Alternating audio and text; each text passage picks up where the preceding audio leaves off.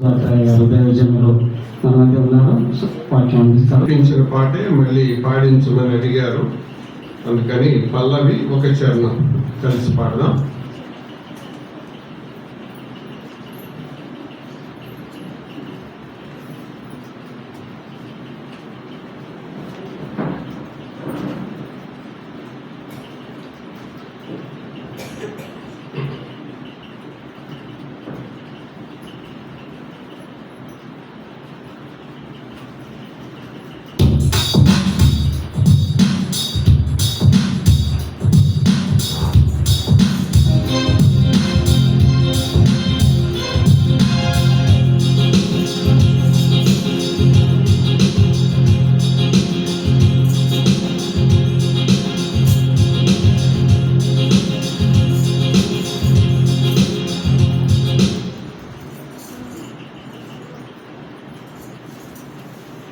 పల్లవి ఆఖరి చరణం పాడదాం.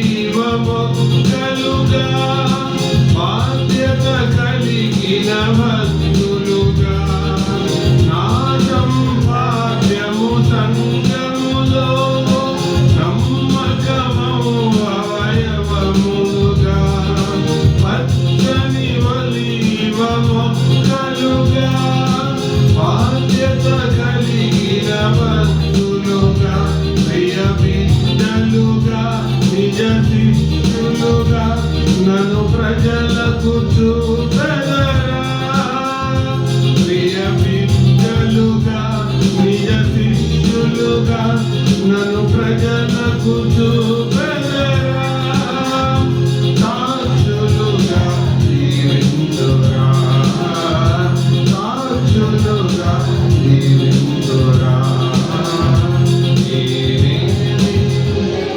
ఇప్పుడు ఒక్కొక్క లైన్ నేను పాడిస్తాను, ఆ తర్వాత మీరు పాడాలి. అదే లైన్ మీరు పాడండి. రెడీ? నా సంపాద్యము సంఘము, నా సంపాద్యము సంఘములో నమ్మకము అవయవములుగా పాడండి.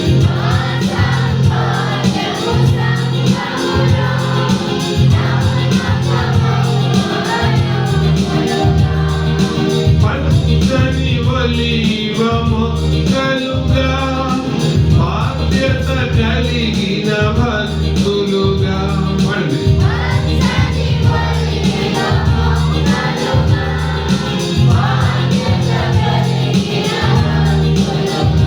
ప్రియ బిడ్డలుగా నిజ శిష్యులుగా నన్ను ప్రజలకు చూపెదరా, పాడండి.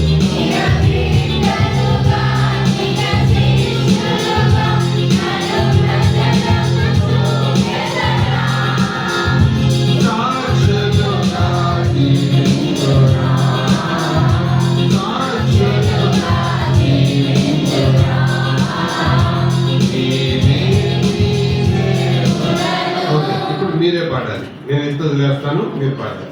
1, 2, 3. నా సంపాద్యము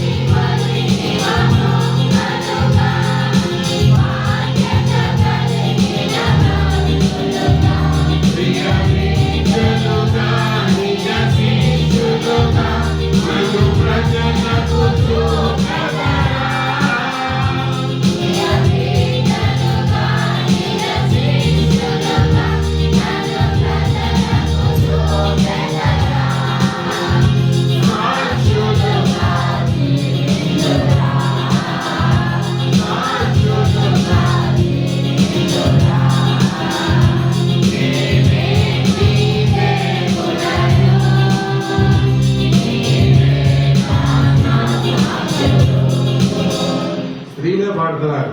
పురుషులకి రాక పాటలేదా? అది ఈయన చెబితే మనం పాడేది ఏంటని అని చూస్తున్నారా? నాకు అర్థం అవ్వట్లేదు. ఇక రాక పాటలేదా, లేకపోతే వీళ్ళు చురుకైన వాళ్ళ, మీరు మందం వాళ్ళ? అప్పుడు అట్లా పక్షుద్దల్లా కూర్చోక ఎట్లా? దేవుని సన్నిధికి వచ్చినప్పుడు నోరు తెరిచి పాడాలి. స్త్రీల సంఘంలో మౌనం ఉండాలి. పాటలు పాడేప్పుడు చురుక్కున్నారు. మీరు అందరూ అలా చూస్తున్నారు, నాకు బాధగా ఉంది.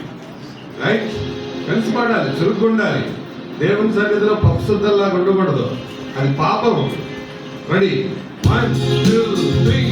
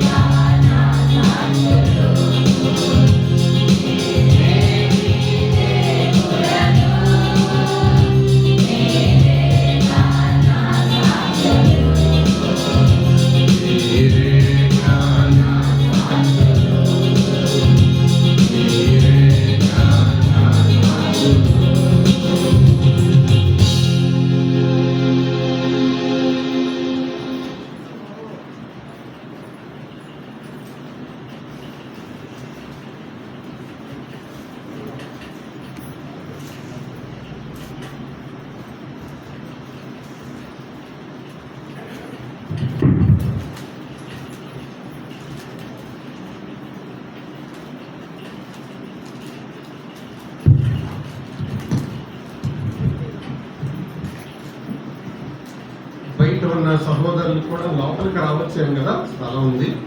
మీరు కుర్చీ కూడా తెచ్చుకోవచ్చు. కొద్ది ముందు జరగండి, చైర్ ఎవరు చైర్ వాళ్ళు తెచ్చుకుంటారు. చైర్ తెచ్చుకొని వస్తే మంచిది. సహోదరులు రండి, లోపల స్థలం ఉంది, రండి. స్థలం లేకపోతే బయట కూర్చోవడంలో అర్థం ఉంది, కానీ స్థలం లోపల స్థలం ఉంది, కుర్చీ తీసుకొని రండి. అందరూ కింద వచ్చారంటే కుర్చీ తీసుకున్నారు.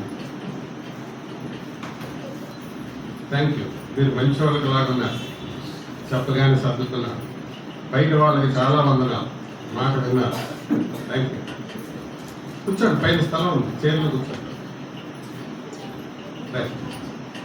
నేను చెప్పింది వాక్యానుసారం. ఎందుకో తెలుసా?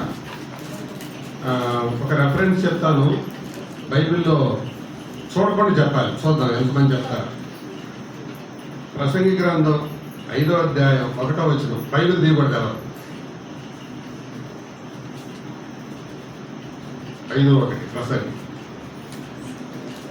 చెప్పలేరు ఎవరు?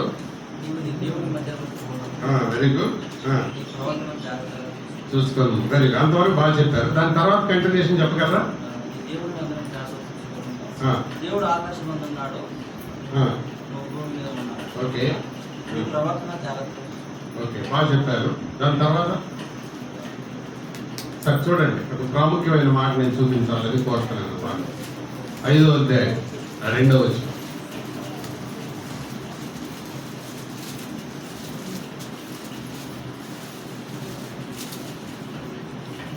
చూస్తారా? నీవు దేవుని సన్నిధిని అనాలోచనముగా పలుకుటకు 5:1 నుంచి చదవండి. నీవు దేవుని మందిరమునకు పోవునప్పుడు నీ ప్రవర్తన జాగ్రత్తగా చూసుకునుము. Very good. తర్వాత బుద్ధిహీనులు అర్పించున్నట్లుగా బలి అర్పించుట కంటే సమీపముగా ఆలకించుట శ్రేష్టము. మళ్ళీ చదవండి. సమీపించి ఆలకించుట శ్రేష్టము. సమీపించి ఆలకించుట శ్రేష్టం. ఇక్కడ 2 రకాలుగా చెప్పారు. బుద్ధిహీనులని ఎవరినన్నాడు ఇక్కడ? ఇప్పుడే కదా చదివాం. కాదు, సరిగ్గా చదివారు. మనం చదివిన దాంట్లోనే ఉంది అర్థం. బుద్ధిహీనులు ఏం చేశారట? బలి అర్పించారు. బలి ఎక్కడ నుంచి అర్పిస్తారు? దూరం ఉంటారు. ఎందుకంటే బలిపీఠం బయట ఉంటుంది, దూరం ఉంటుంది. చాలా మంది తెలియక దీన్ని బలిపీఠం అంటారు. బలిపీఠం కాదు, ఇది పులిపీఠం. పులిపీఠ అంటారు, బలిపీఠం. కొంతమంది తెలియక దీన్ని కూడా బలిపీఠం అంటారు. ప్రత్యక్ష గుడారంలో బలిపీఠం బయట ఉంటుంది, ఆవరణలో లోపలికి చేరగానే అక్కడ ఉంటుంది. ఆ బుద్ధిహీనులు ఏంటంటే బలి అర్పించి చంపలు వేసుకొని వెళ్ళిపోతారు. ఆ బ్యాచ్ కంటే దగ్గరకు వచ్చి ఆలకించే బ్యాచ్ శ్రేష్ఠులు అన్నాడు సొలొమోను. నేను కాదు అంది, జ్ఞాని అయిన సొలొమోను అన్నాడు. అంటే ఈ బుద్ధిహీనులు ఏం చేస్తారు? పనులు చేస్తారు, బలులు అర్పిస్తారు, ప్రయాసపడతారు, దగ్గరకు వచ్చి మాత్రం వాక్యం వినరు. వాళ్ళను బుద్ధిహీనులు అంటున్నాడు. కాబట్టి వాక్యం వినేటప్పుడు దగ్గర కూర్చొని వినాలా, దూరం కూర్చొని వినాలా? బైబిల్ ప్రకారం ఏమండి? కాబట్టి మీరు కూడా మీ సంఘాల్లో నేర్పించండి. అది ఇంకా స్కూల్ కాంటెక్స్ట్ లో చెప్పనా, మార్కులు వచ్చే పిల్లలు ఎక్కడ కూర్చుంటారు? అల్లర బ్యాచ్ అంతా ఎక్కడ కూర్చుంటారు? వెనకాల. చదువు ఇంట్రెస్ట్ లేని వాళ్ళు అందరూ ఎక్కడ కూర్చుంటారు? సేమ్ అంతే, మందిరంలో కూడా అంతే. చాలా సంవత్సరాల క్రితం శ్యాంబాబు గారు వాక్యం చెప్పేటప్పుడు దేవుడు ఏశావుని ద్వేషించడానికి, యాకోబును ప్రేమించడానికి కారణం ఏంటి అని అడిగి ఆయన ఏం చెప్పారంటే, దాంట్లో చాలా కారణాలు ఉన్నాయి, కానీ ఒక కారణం ఏంటంటే యాకోబుకి తల్లి గర్భంలో ఉన్నప్పటి నుంచి ఒక ఆశ ఉందంట. ఏంటి ఆశ? నేను ముందుండాలి, నేను ముందుండాలి, నేను ముందు రావాలి, నేను ముందు పుట్టాలి. కాబట్టి దేవుని సన్నిధికి ముందుగా రావడం, ముందుగా కూర్చోవడం, ముందు కూర్చొని వినడం, ఈ 3 తప్పకుండా ఉండాలి. మళ్ళీ చెప్పండి. ముందుగా రావడం, ముందు కూర్చోవడం, ముందు కూర్చొని వినడం. ఇవి నేర్చుకోవాలి, రైట్? ఏమనుకోకండి, నేను యథార్థంగా చెప్తాను. మీరు నన్ను ఇంకోసారి పిలవకపోయినా నాకేం పర్వాలేదు. ఉన్నదొన్నట్టు చెప్పడం నాకు అలవాటు. మా సంఘంలో కూడా నేను అలాగే చెప్తాను. ఉదయకాలం ఒక అంశాన్ని నేను మీ ముందు పెట్టాను. అదేంటి గుర్తుందా ఎవరికైనా? క్రైస్తవ జీవితంలోని రహస్య జీవితం. కాబట్టి దేవుడు దృష్టి పెట్టేది దేని మీద? రహస్య జీవితం మీద. దేవుని దృష్టి అక్కడే పడుతుంది.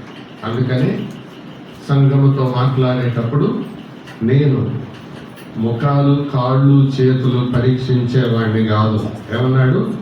అంతరింద్రియములను, హృదయములను పరిశోధించేవాడిని అన్నాడు. తర్వాత యోహాను మాట్లాడేటప్పుడు గొడ్డలి కాండం దగ్గర కానీ, కొమ్మల మీద కానీ, కాయల మీద కానీ పెట్టాను అన్నా, వేరు మీద పెట్టాను అన్నాడు. అందుకే సమూయేలు కూడా మనుషులు పై రూపాన్ని చూస్తారు, నేను మాత్రం హృదయాన్ని చూస్తాను అన్నాడు. ఇవంతా బైబిల్లో ఉన్నది. కాబట్టి మనం దేవుడు దేన్ని చూస్తున్నాడో దాని మీద దృష్టి పెట్టాలి. పరీక్షలు వచ్చేటప్పుడు రేపు ఏం పరీక్ష అయితే ఆ పరీక్ష చదవాలి, అంతే కదా. రేపు సోషల్ అయితే ఈరోజు ఇంగ్లీష్ చదువుతున్నాడు అనుకోండి, ఏమంటారండి? మెంటల్ లోడ్ అంటారు. అలాగే దేవుని సన్నిధిలో దేవుని దృష్టి దేని మీద ఉంటుందో దాని మీద కాకుండా వేరే వాటి మీద మనం దృష్టి పెట్టామనుకోండి, ఆత్మీయంగా కూడా మనం ఎవరు మెంటల్ లాగా ఉంటాం. కాబట్టి దేవుడు దృష్టి దేని మీద ఉంటుందో దాని మీద మన దృష్టి ఉండాలి. అందుకనే దావీదు దేవునికి హృదయానుసారుడయ్యాడు. మత్తయి సువార్త 6వ అధ్యాయం 6వ వచనాన్ని చదువుకొని 5 మాటలు చెప్పాను మీకు. గుర్తుందా ఎవరికైనా? మొదటిది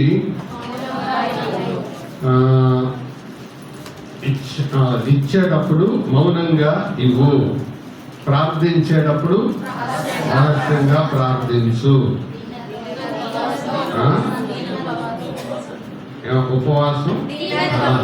ఉపవాసం చేసేటప్పుడు దీనంగా ఉండు. తర్వాత ఇచ్చేటప్పుడు లేకపోతే భద్రపరిచేటప్పుడు నిరీక్షణతో, కంటికి కనబడని ధనాన్ని భద్రపరుచుకో, కంటికి కనబడే వాటి మీద ఎక్కువ దృష్టి పెట్టబాకు. 5వది జీవితం, అవన్నీ రహస్యాలు దేవుడు వెలుగులోకి తెస్తాడు కాబట్టి జాగ్రత్తగా బతుకు. కాబట్టి క్రైస్తవ జీవితం అంతా దేని మీద ఆధారపడింది? రహస్య జీవితమే. బయటికి దేవునికి అవసరం లేదు. అందుకే ఆయన అన్నాడు, హృదయము నిండి ఉన్న దాన్ని బట్టి నోరు మాట్లాడుతుంది అని చెప్పారు. కాబట్టి లోపట చాలా ప్రాముఖ్యమైనది. ఈ మధ్యాహ్నం నేను రహస్య ప్రార్థనా జీవితాన్ని గురించి చెబుతాను. మత్తయి సువార్త 6వ అధ్యాయము 6వ వచనం. నీవు ప్రార్థన చేయనప్పుడు నీ గదిలోనికి వెళ్ళి తలుపు వేసి రహస్యమందున్న నీ తండ్రికి ప్రార్థన చేయము. అప్పుడు రహస్యమందు చూచు నీ తండ్రి నీకు ప్రతిఫలం ఇచ్చును. యేసు ప్రభు వారు ఇక్కడ ఒక అద్భుతమైన సంబంధాన్ని పరిచయం చేస్తున్నాడు. దేన్ని? ఏంటి అద్భుతమైన సంబంధం? చెప్పండి. మీరు వాక్యం చదివేటప్పుడు ఏమాత్రం విన్నారో చెప్తే ఏంటి అద్భుతమైన సంబంధం? ఇప్పుడు చదివిన దాంట్లో నేను కొత్తది ఏం అడగట్లేదు. నీ తండ్రి అన్నాడు కదా, ఇదే సంబంధం. తండ్రి అంటే సంబంధం ఏంటి అని అంటారు. జాగ్రత్తగా వినండి. బైబిల్లో 2 భాగాలు. ఏంటది? పాత నిబంధన, కొత్త నిబంధన. ఇప్పుడు ఒక ఆలోచించి జవాబు చెప్పండి. పాత నిబంధనలో భక్తులు ఎవరెవరు దేవునికి ప్రార్థన చేసేటప్పుడు తండ్రి అని ప్రార్థన చేశారు? 2-3 పేర్లు చెప్పండి త్వరగా. అబ్రహాం తండ్రి ఏం చేశాడా?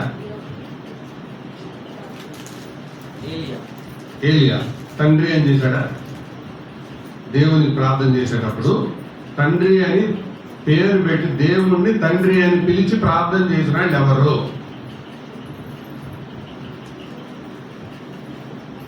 మీరు చెప్పలేరు, ఎందుకంటే ఎవరు చేయలేరు కాబట్టి.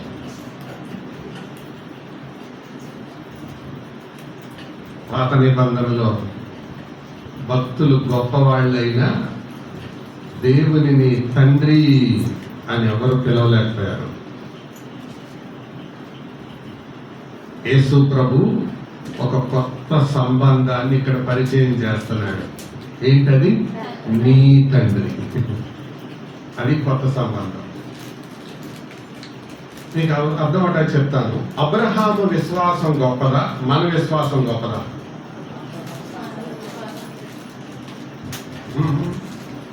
అబ్రహాముది గొప్ప విశ్వాసమా, మనది గొప్ప విశ్వాసమా?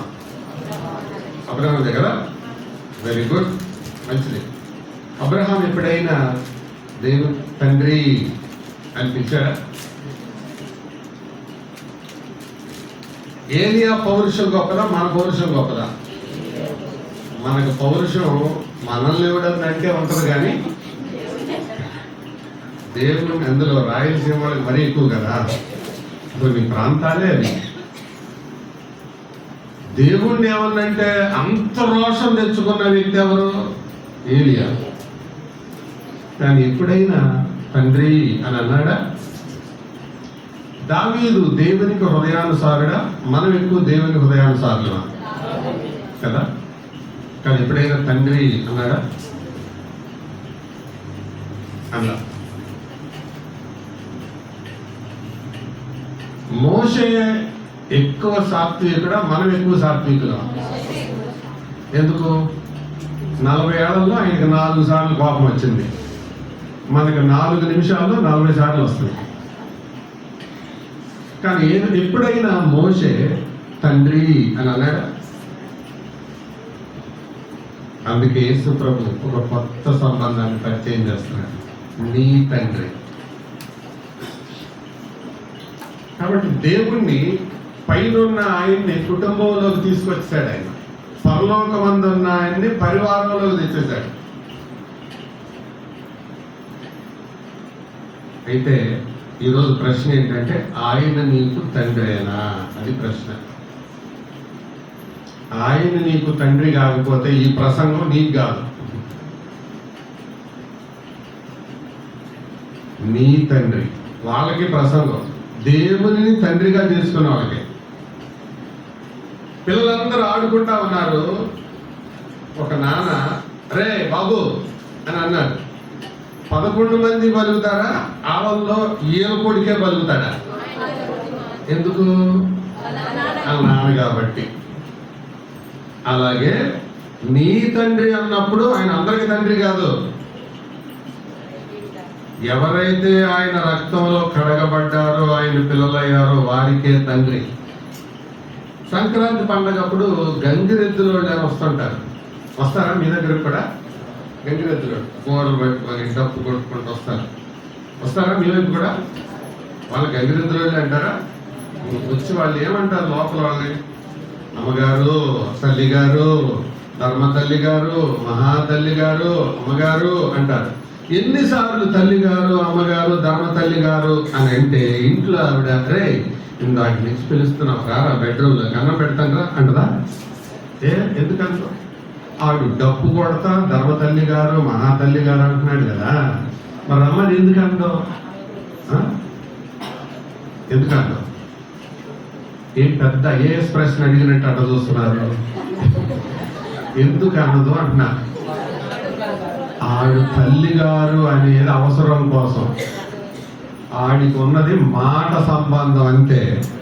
అదే కన్న కొడుకు అమ్మా ఆకలేస్తుందమ్మా అన్నాడు అనుకో, ఏం చేస్తుంది? దగ్గర పిలిచి ముద్దు పెట్టుకొని గబగబా తీసుకెళ్ళి అన్నం వేసి పెడుతుంది. ఆడు 100 సార్లు అన్నా ఒకవేళ వేస్తే మహా వేస్తే ఒక గిద్దటి బియ్యం వేస్తుంది, అంతే కదా? అంతేనా? లేదా వండుకొని అన్నం మొత్తం ఇస్తా? అలాగే దేవునితో నీకున్న సంబంధం ఏ సంబంధం? వీడికేమో అలా స్పందించింది, ఆడికేమో 100 సార్లు అరిసిన 60 వస్త్రం ఉండో అంటది. వీడికేమో కడుపులోకి తీసి పెడుతుంది, వాడికేమో కడగా ఉన్నది పడేస్తుంది, మిగిలిపోయింది పనికి రాంది. పడేస్తుంది. కానీ వీడికి అలా పెట్టదు. ఏంటి తేడా అని అడుగుతున్నా. Very good. ఆడిది మాట సంబంధం, వీడిదేమో రక్త సంబంధం. యేసు ప్రభు మాటలకు పడిపోయేవాడా, రక్త సంబంధానికి పడిపోయేవాడా? యేసు ప్రభుతో మాట సంబంధం పనికిరాదు. ఇదే కొండ మీద ప్రసంగంలో 7వ అధ్యాయం ఇలాగన్నాడు, ప్రభువా ప్రభువా అని నన్ను పిలుచు ప్రతి వాడు పరలోకం రాడు. ఎందుకు రాడు? ఆడి మాట సంబంధమే, బతుకులో సంబంధమే లేదు ఆడికి. కాబట్టి ప్రభువుతో మాట సంబంధమా రక్త సంబంధమా అది గుర్తుపెట్టుకోవాలి. సరే, ఇప్పుడు దేవుడు మనకి తండ్రి అయ్యాడు అనుకో, దేవుడి రుచి మనకు కూడా ఉంటుంది. నాన్న అమ్మ ఏం తింటారో పిల్లలకి అది అలవాటే. సింహం పిల్లకి సింహం మాంసం ఇలా తినాలి అని నేర్పించక్కర్లా, చెప్పక్కర్లా, తినేస్తుంది. గొర్రెకి గడ్డి తినాలి అని నేర్పించక్కర్లా, దాని బాగా అర్థమైపోతుంది. పందికి చెప్పండి, అదే అది ఏం తినేది, అది పెంట, అది తినాలని ట్రైనింగ్ ఇవ్వాలా? దాని స్కూళ్ళు ఏమైనా ఉన్నాయా? పల్లెటూరులో పందికి పెంట ఎలా తినాలో నేర్పించే స్కూళ్ళు ఏమైనా ఉన్నాయా? ఏం లేవు, సహజంగా తింటుంది అది అంతే. ఎందుకు? దాని బిడ్డ కాబట్టి. ఇప్పుడు ప్రశ్న, దేవునికి మీరు పిల్లలైతే దేవుని రుచులు మీ రుచులు కలుస్తున్నాయా? ఇది కలవకపోతే మీ సంబంధం అనుమానం.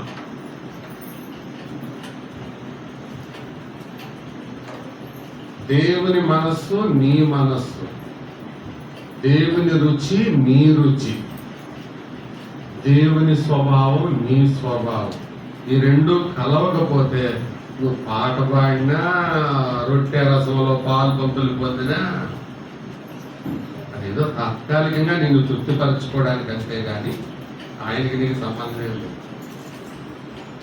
దేవునితో ఆ సంబంధం అది ప్రాముఖ్యం. ఆయన నీకు తండ్రేనా, ఇది ప్రాముఖ్యం. వాళ్ళకి చెప్పేది ఆయన మాట, అందరికి కాదు.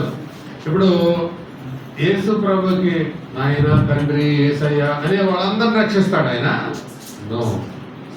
ఎవరైతే నిజంగా ఆయన నామమందు విశ్వాసం ఉంచుతారో, ఆయన పరిశుద్ధ రక్తమందు కడగబడతారో వాళ్ళకే తండ్రి అయినా.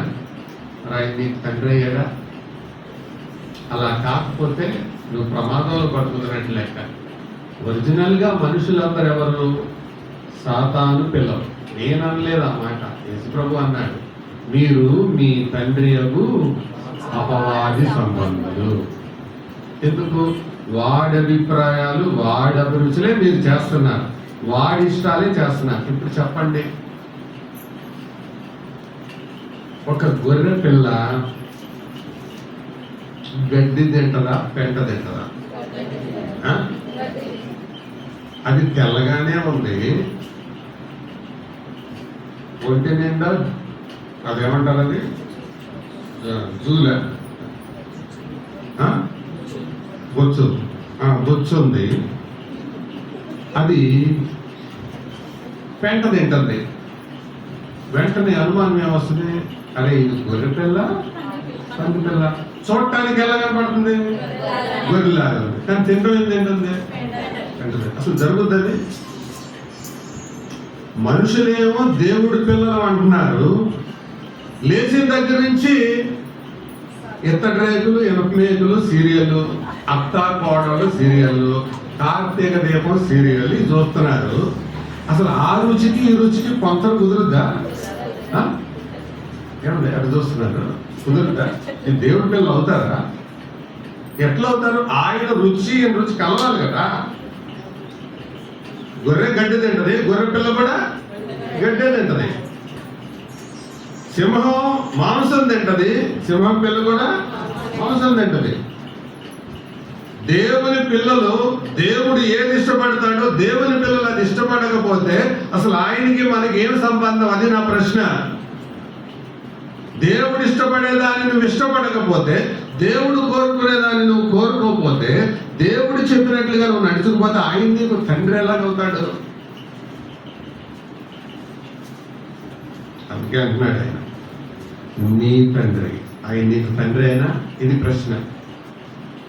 ఆయన నీకు తండ్రి? 2, నేను ఆయన కొడుకునేనా? అయితే నా మనస్సు ఆయన మనస్సుతో కలుస్తుందా? అయితే ప్రభు ఆ పిల్లలతో ఆయన ఏం చెబుతున్నాడు అంటే, మీరు ప్రార్థన చేసేటప్పుడు నీవు అన్నాడా, మీరు అన్నాడా? అంటే వ్యక్తిగతంగా చెప్తున్నాడు. నీవు ప్రార్థన చేయనప్పుడు నీ గదిలోనికి వెళ్ళి తలుపు వేసి రహస్యమందున్న నీ తండ్రికి ప్రార్థన చేయము, అప్పుడు రహస్యమందు చూచు నీ తండ్రి నీకు. కాబట్టి ప్రార్థన చేసేటప్పుడు ఎక్కడికి వెళ్ళమంటున్నాడు? మీలో ఎంతమందికి ఉంది ప్రార్థన చేసేటప్పుడు ఒంటరిగా గదిలోకి వెళ్ళి ప్రార్థించే అలవాటు? ఇది దేవుని బిడ్డవు నువ్వు అని అనడానికి రుజువు.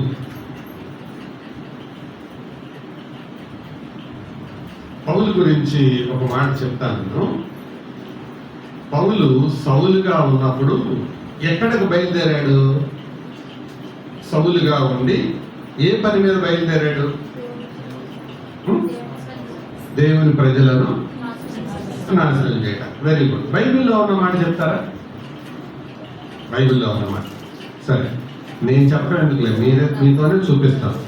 అపోస్తల కార్యముల గ్రంథం, అపోస్తల కార్యముల గ్రంథం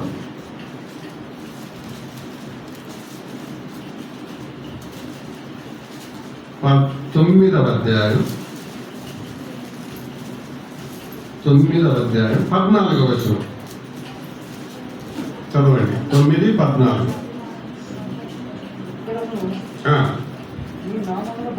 నీ నామమును బట్టి ప్రార్థన చేయవారినందరినీ బంధించుటకు అతడు ప్రధాన యాజకుల వలన దేనికి పొందాడు అధికారం? బంధించడం. ఎవరిని బంధించడానికి? ప్రార్థన చేసేవాళ్ళు. జాగ్రత్తగా గమనించండి. ఎవరిని? ప్రార్థన చేసేవారిని బంధించడానికి పొందాడు. కానీ దేవుడు ఏం సర్టిఫికేట్ ఇస్తున్నాడు?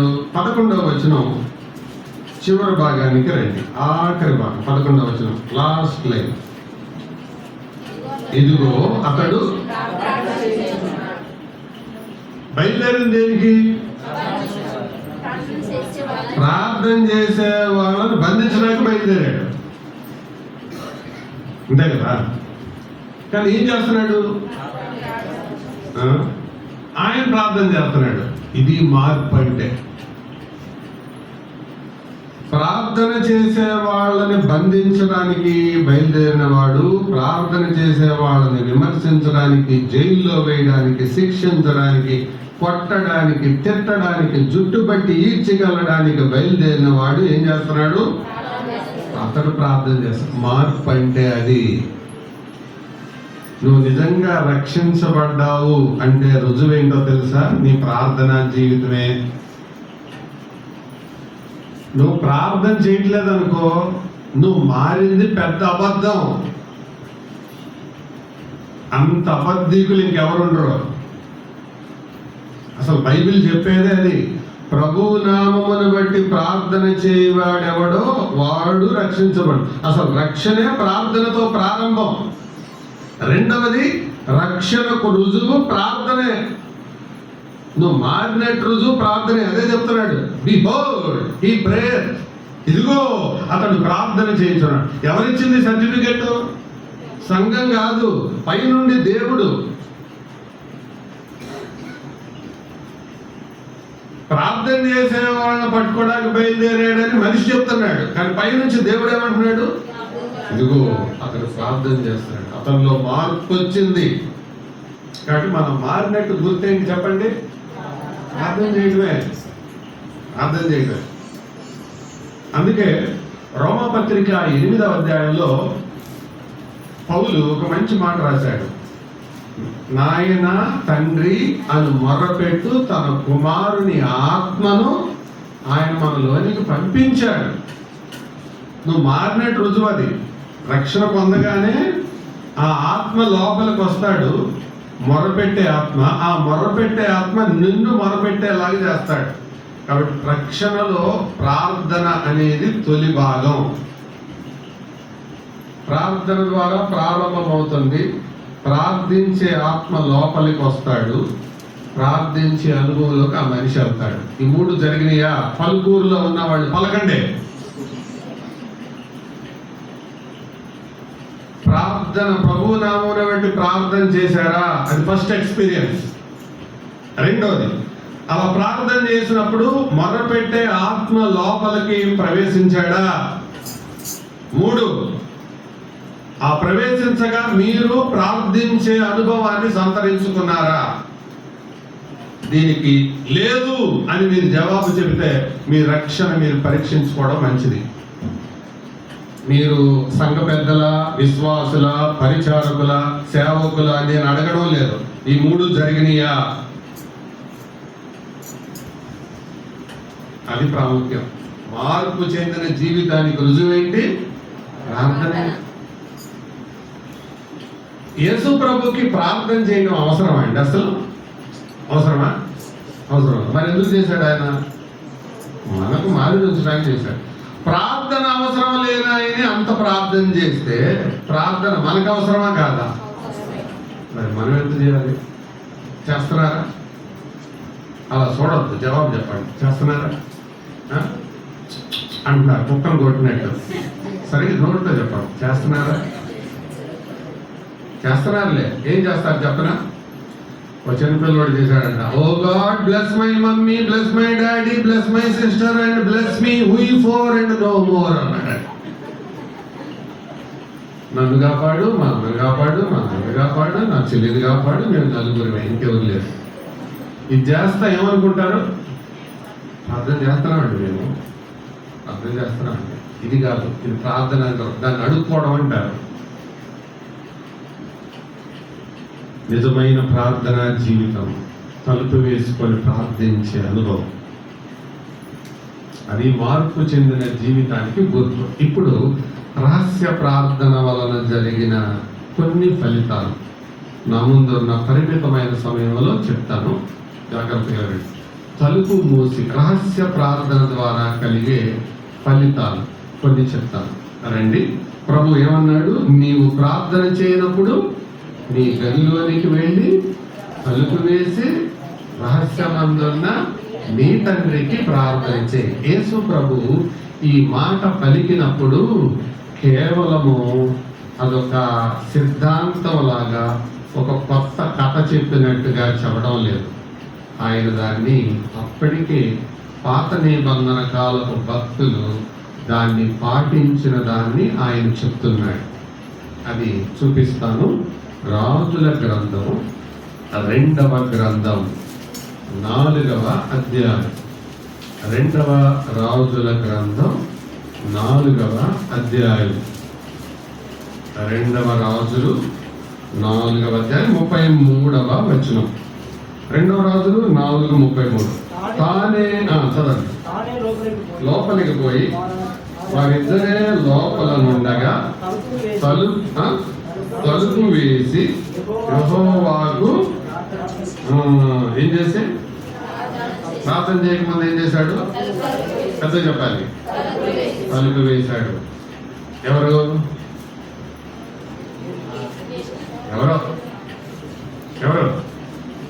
ఎలీషా. ప్రార్థన చేయకముందు తలుపు వేశాడు. మీలో కొంతమంది తలుపులు వేస్తున్నారు. ఏం తలుపులో తెలుసా? కళ్ళు కూడా తలుపులే. అందుకే జి రాజారావు గారు అంటూ ఉండేవాడు, కళ్ళకి చెవులకి మూత ఒకటే ఉంటుందంట. ఏంటది చెప్పండి పెద్దగా? కళ్ళకి చెవులకి మూత. ఎవరి కళ్ళైనా మూత పడుతున్నాయి అంటే అర్థం ఓ పావు గంట కంటే ముందు చెవులు మూత పడ్డాయని అర్థం.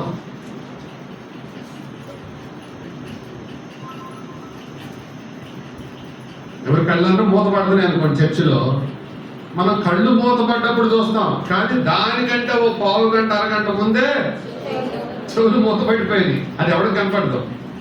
కాబట్టి చెవి మూతపడినోడిగా కళ్ళు మూతలు పడతాయి. సగానికి సగం కనపడుతున్నారు ఇక్కడ నాకు, చెవి మూతపడినోళ్ళు. అది కళ్ళు మూతలు పడుతున్నాయి. ఇప్పుడు ఏం చెప్పాలి వాళ్ళకి?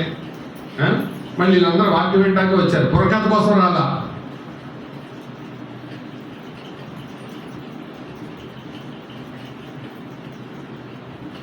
ఎలీషా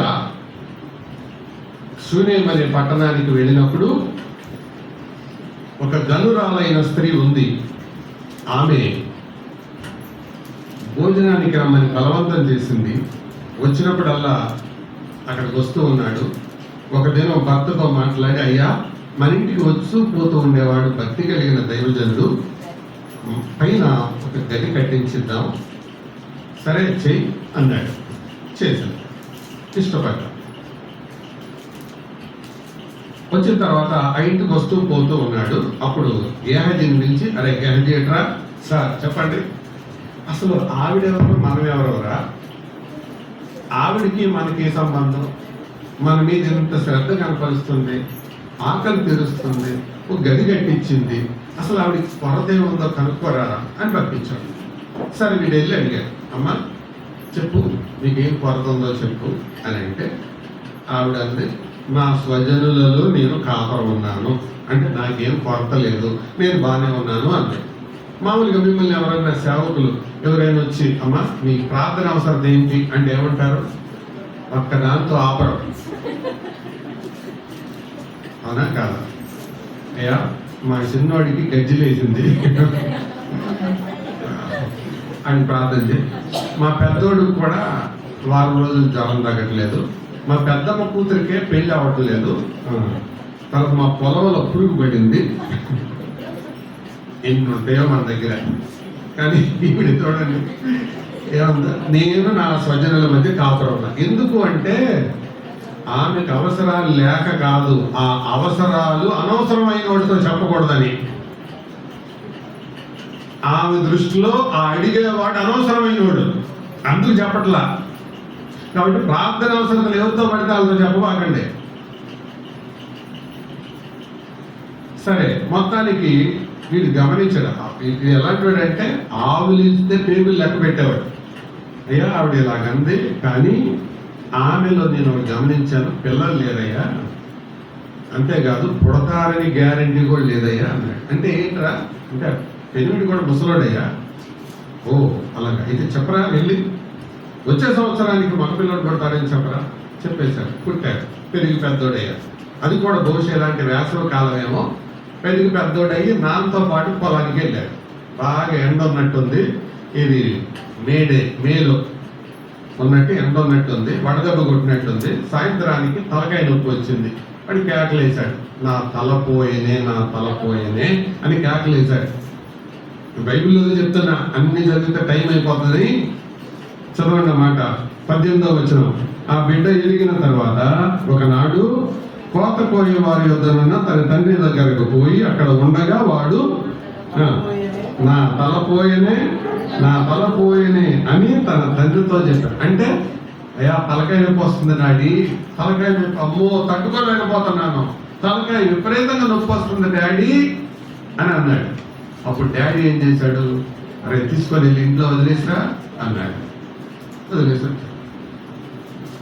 తోట మీద పండుకోబెట్టుకుని తల్లి సాయంత్రానికి చచ్చిపోయాడు. ఇది జరిగింది. చచ్చిపోయిన బిడ్డను ఎక్కడ పెట్టింది? దైవజనుని గదిలో పెట్టింది. అప్పుడు ఎలీషా కోసం పర్మిషన్ అడిగి వెళ్ళింది. దైవజనుడు వచ్చాడు. ఇది సందర్భం. నా ప్రశ్న ఏంటంటే, శవం ఇంట్లో ఉండగా ఒంటరిగా వెళ్తారా లోనికి? ఒక బెడ్రూమ్లో చచ్చిపోతే నెక్స్ట్ వరండాలో వేస్తారు. వరండాలో చచ్చిపోతే 6 బయట పెడతారు. 6 బయట చచ్చిపోతే రోడ్డు బయట పెడతారు. అంతే కదా? లేదా బయట చచ్చిపోయిన వాళ్ళు బెడ్రూమ్లో తీసుకెళ్తారా? మీరు అక్కడ చూస్తే నాకు అనుమానం వస్తుంది. ఎవరైనా రోడ్డు మీద చచ్చిపోయారు అనుకోండి, అరే చచ్చిపోయాడు అదే బెడ్రూమ్లో తీసుకుపోతే వేసి అంటారా? చచ్చిపోయినాడు బయటకు తీస్తారు కానీ వీళ్ళు లోన్ పెట్టింది. ఏంటో మరి ఆ విశ్వాసం పెట్టింది. ఎలీషాని బలవంతంగా తీసుకొచ్చింది. ఇక్కడ జరిగిన సంభవమే 33వ వచనం చదువుదాం, అందరం కలిసి చదువుదాం రండి.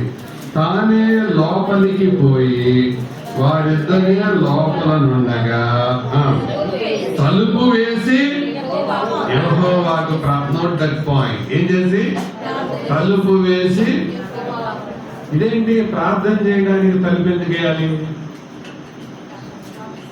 యేసు ప్రభు కొత్త నిబంధనలో చెప్పిన దాన్ని పాత నిబంధనలోనే పాటించిన ప్రవక్త ఉన్నాడు. ఎవరైనా? ఎలీషా. కాబట్టి తలుపు వేసి యెహోవాకు ప్రార్థన చేశాడు. ఇందులో మనం నేర్చుకునే పాఠం ఏంటో తెలుసా? మన ఇంట్లో కూడా కొంతమంది చచ్చిపోయిన వాళ్ళు ఉంటారు. అదేంటి సార్, మా ఇంట్లో చచ్చిపోయిన వాళ్ళు ఉండవేంటి సార్ అని అంటారేమో. చెప్పనా చచ్చిపోయిన వాళ్ళ గురించి? చచ్చిపోయిన వాళ్ళని బైబిల్లో ఎవరెవరి గురించి చెప్పబడిందో తెలుసా? 1, రక్షణ లేని వాళ్ళ గురించి. ఎఫెసీ పత్రిక 2వ అధ్యాయం 1వ వచనంలో పౌలు అంటాడు, మీరు మీ పాపముల చేతను అపరాధముల చేతను చచ్చినవారు. అదొక చావు. కీర్తనల గ్రంథం 86వ కీర్తనలో ఈ మాట రాసి ఉంటుంది. 85వ కీర్తనలో ఏమనంటే, దేవా నీ యందు మేము సంతోషించున్నట్లు మమ్ము మరలా బ్రతికించవా. అంటే రెండవ చావు ఏంటి? దేవునిలో సంతోషం లేకపోవడం. 2 చెప్పాను. చావు అంటే ఏంటి అర్థం? 1, రక్షణ లేకపోవడం. 2, దేవునిలో సంతోషం లేకపోవడం. ఈ బ్యాచ్ వాళ్ళు ఉన్నారా మీ ఇంట్లో? ఏంటంటే అందరూ అటు చూస్తున్నారు, ఉన్నారా? అంటే మీ ఇంట్లో శవాలు ఉన్నాయని అర్థం. మీరు ఒప్పుకున్నా ఒప్పుకోకపోయినా మీ ఇంట్లో శవం ఉంది అంతే. బైబిల్ చెప్తున్న మాట, నా మాట కాదు. మీరు దేవుని సన్నిధికి వచ్చారు, వాళ్ళు రాలా. ఎందుకు రాలా? వాళ్ళకి దీంట్లో సంతోషం లేదు. దేవుని దృష్టిలో వాళ్ళు ఎవరు? చచ్చినట్టు లెక్క, చచ్చరాళ్ళు. 2 నెలల నుంచి ఆశించి ప్రార్థించిన రీతిగా ప్రార్థన చేస్తున్నారు కదా. మరి మీ చర్చిలో అందరూ వచ్చారా మీటింగ్కి? ఎందుకు రాలా? వాళ్ళకి ఇంట్రెస్ట్ లేదు, వాళ్ళకి సంతోషం లేదు. సంతోషం లేనాడు దేనికి వస్తాడు? రాడు. దేవుని దృష్టిలో అది చావు.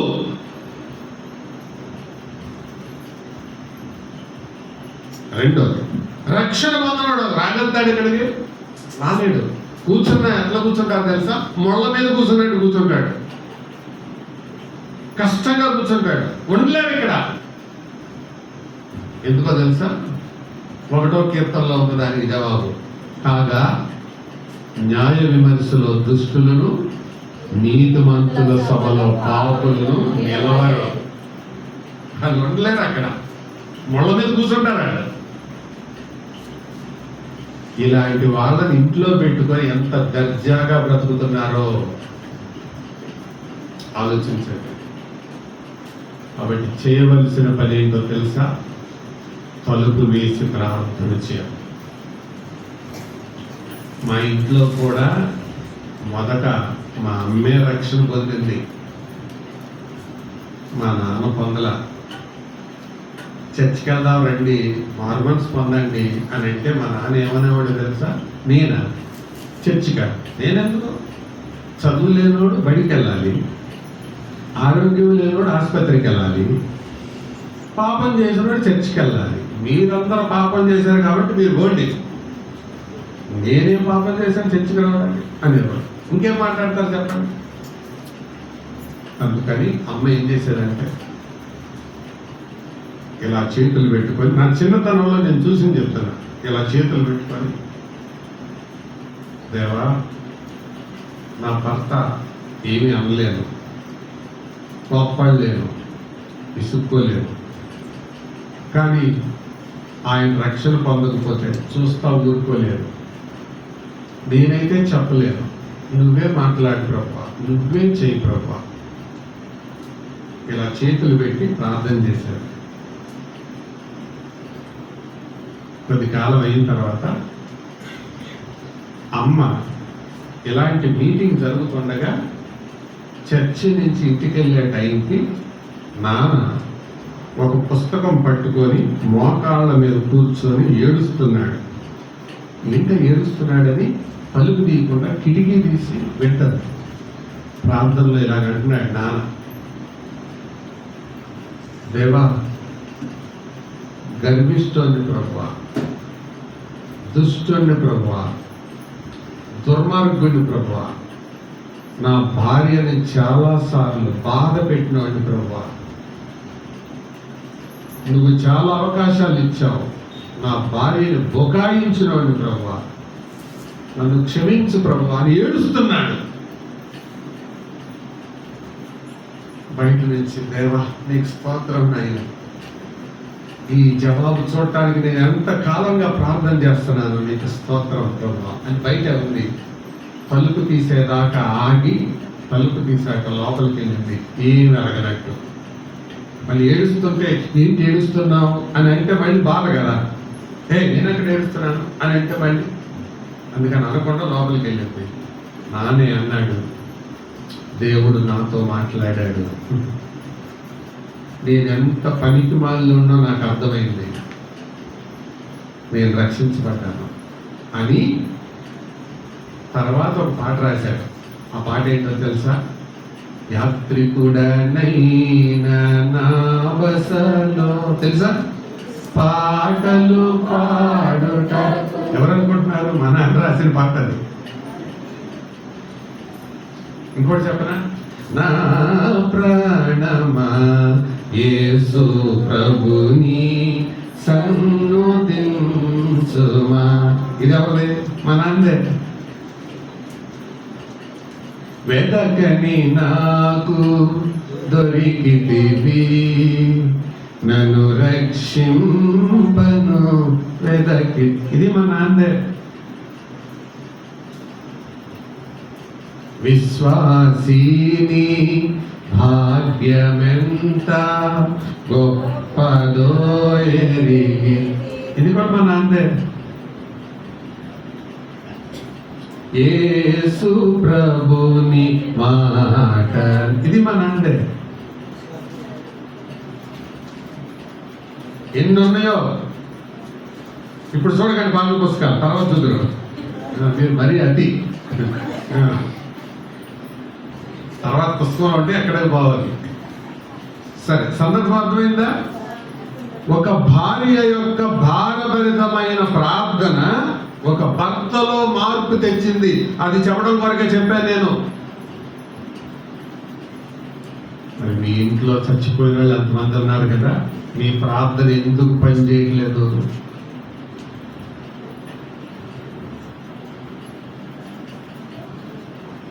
మళ్ళీ చదువుతారండి. 33వ వచనం, 4వ అధ్యాయం 33వ వచనం. తానే లోపలికి పోయి వారిద్దరే లోపల నుండగా తలుపు వేసి యెహోవాకు ప్రార్థన చేసి మంచం మీద ఎక్కి బిడ్డ మీద తన్ను చాచుకొని తన నోరు వాని నోటి మీదను, కండ్లు వాని కండ్ల మీదను, చేతులు వాని చేతుల మీదను ఉంచి బిడ్డ మీద పొడుగుగా పడు. ఎలీషా ఇక్కడ 2 పనులు చేశాడు. ఏంటా 2 పనులు? ఒకటి చెప్పండి, ప్రార్థన చేశాడు. 2 మాదిరి చూపాడు. మాదిరి చూపడం అంటే ఏంటి? కళ్ళు కళ్ళ మీద, కాళ్ళు కాళ్ళ మీద, నోరు నోటి మీద. అంటే దీన్నే మాదిరి చూపడం అంటారు. చాలా మంది కుటుంబాల్లో మార్పు లేకపోవడానికి కారణం ఏంటో తెలుసా? మాదిరి చూపడం. చీదరించుకుంటారు భర్తల్ని. చర్చికి రా, మార్గంచి వద్దా, రక్షణ వద్దా అని అంటుంటారు. కానీ వాళ్ళ పట్ల మాదిరి చూపాలి. సరే, మా చర్చిలో స్త్రీల కూడలు జరుగుతుంది. ఏం జరుగుతుంది? స్త్రీల కూడలు జరుగుతుంటే పక్కనే ఉండి గదిలో కూర్చొని నేను వింటా ఉన్నాను. ప్రార్థన చేస్తుంది ఒక ఆంటీ. చాలా దుఃఖపడుతూ ఏడుస్తూ ప్రార్థన చేస్తుంటే ఎవరో పాపం ఆంటీ అని అయిపోయిన తర్వాత పలకరిద్దామని వెళ్ళా. ఆవిడ ఏం ప్రార్థన చేస్తుందంటే, ప్రభువా నన్ను కనికరించిన ఆయన, నా భర్తను మార్చు ప్రభువా, నీ భార్యాభర్తలు ఏక శరీరం అన్నావు కదా ప్రభువా, మార్చు ప్రభువా, నేను పరలోకం వస్తే నా భర్త నరకానికి వెళ్తే నీకు సంతోషమా ప్రభువా అని ప్రార్థన చేస్తా ఉంది. పాపం ఆంటీ దుఃఖపడుతుంది, ఏడుస్తుందని పలకరిద్దామని వెళ్ళా. వెళ్తే ఆంటీ వందనాలు బాబు అంది. అంకుల్ ఎట్లా ఉన్నాడు అన్న. మీ అంకుల్కి ఏమయ్యా రాజాలాగా ఉన్నాడు అన్న. అయ్యో అదేంటంటే మరి చర్చికి తీసుకురావచ్చు కదండి. ఆయన రాడయ్యా, దుష్టుడయ్యా, దుర్మార్గుడయ్యా, ఆయన మారడయ్యా అంటారు. ఇప్పుడు ప్రార్థనలు ఏం చేసింది చెప్పండి? మార్చయ్యా అంది. ఇప్పుడు అడిగితే ఏమంటుంది? అబ్బాయి ఆయన మారడయ్యా అంట. ఇప్పుడు రెండింటిలో దేవుడు దేనికి ఆమేన్ అనాలి? దేనికి అనాలి? మార్చయ్యా అన్నదానికి ఆమేన్ అనాలా, లేకపోతే వాడు మారడయ్యా అన్నదానికి ఆమేన్ అనాలా? చాలా మంది ఇలాగే ఉంటారు, ద్వంద్వం, రెండు రకాలుగా బతుకుతుంటారు. మాదిరి చూపడం చాలా ప్రాముఖ్యం. కాబట్టి తలుపు మూసి ప్రార్థన చేస్తే మొదటి ఫలితం ఏంటో తెలుసా? మీ ఇంట్లో చచ్చిపోయిన వాళ్ళు బతుకుతారు. చచ్చిపోయిన శవం ఇంట్లో ఉంటే అన్నం ఎక్కుతుందా? నీళ్ళు ఎక్కుతాయా? నిద్ర పడుతుందా? లేదు కదా. మరి రక్షణ లేని వాళ్ళు, ఆత్మీయంగా చచ్చిపోయిన వాళ్ళు ఇంట్లో ఉంటే ఎంత దర్జాగా బతికేస్తున్నారు మీరు. ఆ బాధ లేదు, ఆ చీమ కొట్టినట్టు కూడా లేదు, ఆ నొప్పి లేదు, అది రక్షణ పొందలేదన్న బాధ కూడా లేదు. ఎంత విచారం.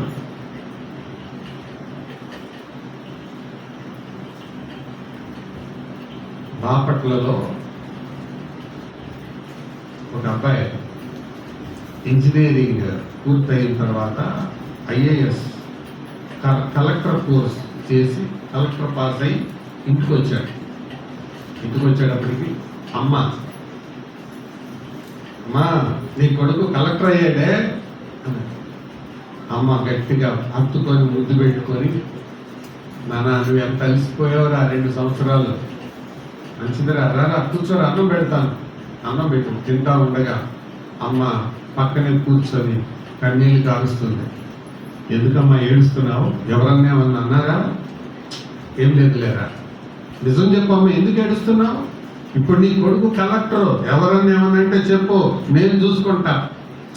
అది కాదురా, ఇప్పటికే క్లాసులని, కోచింగ్లని, దేవుని సన్నిధి లేకుండా నువ్వు తిరిగి ఉద్యోగం సంపాదించావు. ఇప్పుడు నువ్వు కలెక్టర్ అవుతావు. ఎమ్మెల్యే వస్తే నువ్వు అక్కడ ఉండాలి, ఎంపీ వస్తే నువ్వు అక్కడ ఉండాలి, ముఖ్యమంత్రి వస్తే నువ్వు అక్కడ ఉండాలి. ఎక్కడ పట్టినా నువ్వే ఉంటావు. ఈ లోపల యేసు ప్రభు వస్తే నువ్వు నరకంలో పడతావని నాకు బాధగా ఉండరా?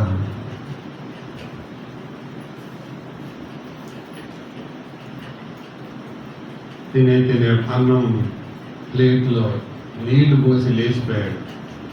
అమ్మ ఇప్పుడే నేను నమ్ముకుంటాను యేసు ప్రభుని అని అమ్మ కాళ్ళ దగ్గర కూర్చున్నాడు. చాలా మంది తల్లిదండ్రులే ఆ కొడుకులు ఉద్యోగం చేసి డబ్బులు సంపాదించి దేవుడికి దూరంగా బతుకుతున్నా నొప్పి లేదు వాళ్ళకి, దేవుని సన్నిధికి రాకపోతున్నా చీమ కుట్టినట్టు కూడా లేదు వాళ్ళకి. చచ్చిపోయిన శవాలు ఇంట్లో ఉంటే వీళ్ళు దర్జాగా ఉన్నారు. తల్లులు కూడా అంతే, భార్యలు కూడా అంతే.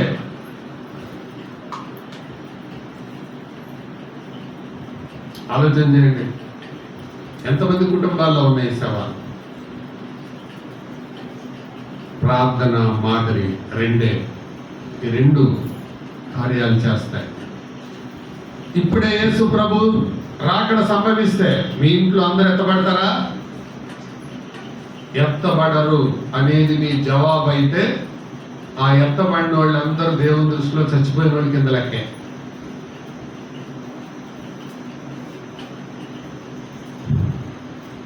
నీ బాధ్యత ఏంటి? భారం లేదా? నువ్వు పరలోకి వెళ్ళి నీ కొడుకు నరకంలో కాలితే సంతోషపడతావా? నువ్వు పరలోకి వెళ్ళి నీ భర్త నరకంలో కాలితే సంతోషంగా ఉంటుందా? ప్రార్థన చేయవా? తలుపు మూసి ప్రార్థన చేయి. మొదటి ఫలితమే చెప్పాను నేను. చాలి మట్టుకు రహస్యంగా తలుపు వేసి ప్రార్థన చేయడం వల్ల కలిగే, రహస్య ప్రార్థన వల్ల కలిగే ఫలితం ఏంటో తెలుసా? ఏంటది? ఆత్మీయంగా చచ్చిన వాళ్ళు బతుకుతారు. మీ ఇంట్లో బతికారా? మద్రాసులో 2 కాలేజీలు ఉన్నాయంట. ఒకటి చచ్చిన కాలేజీ, 2 బతికిన కాలేజీ. ఆ చచ్చిన కాలేజీలు అన్నీ చచ్చిపోయినాయి ఉంటాయి. ఈ బతికిన కాలేజీలు అన్నీ ప్రాణంతో ఉన్నాయి ఉంటాయంట. అలాగైతే మరి మీ ఇల్లు చచ్చిపోయిన ఇల్లు, బతికిన ఇల్లు? మీ ఇంట్లో అందరు చచ్చిపోయారా? అందరు బతికారా? భౌతికమైన బ్రతుకు కాదు నేను చెప్పేది. ఆత్మీయంగా అందరు బతికారా? అందరూ రక్షించబడ్డారా? అందరు ప్రభువులు ఆనందిస్తున్నారా? అది లేకపోతే ఇప్పుడే ప్రార్థన చేయండి. ప్రభువా, నేను నా ఇంటి కోసం, నా కుటుంబం కోసం అలా ప్రార్థన చేస్తాను అని ప్రభువుకి అప్పగించుకోండి. ప్రార్థన చేద్దాం. తల వంచండి. ప్రార్థన.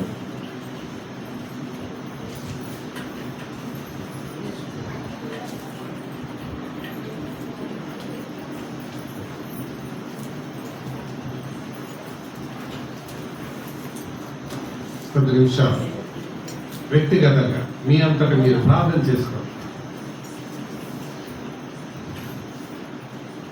మీ ఇంట్లో ఎన్ని ఉన్నాయి? ప్రభు నందు విశ్వాసం ఉంచని వారు, ఇప్పుడే యేసు ప్రభు రాకడొస్తే విడవబడేవారు ఎంతమంది ఉన్నారు? మీ నాన్న, మీ అమ్మ, నీ కొడుక, నీ కూతుర? వాళ్ళ కోసం నీ ప్రయత్నం ఏంటి? నీ ప్రార్థన ఏంటి? దేవుని దృష్టిలో వాళ్ళు బతికిన వాళ్ళ, చచ్చిపోయిన వాళ్ళ?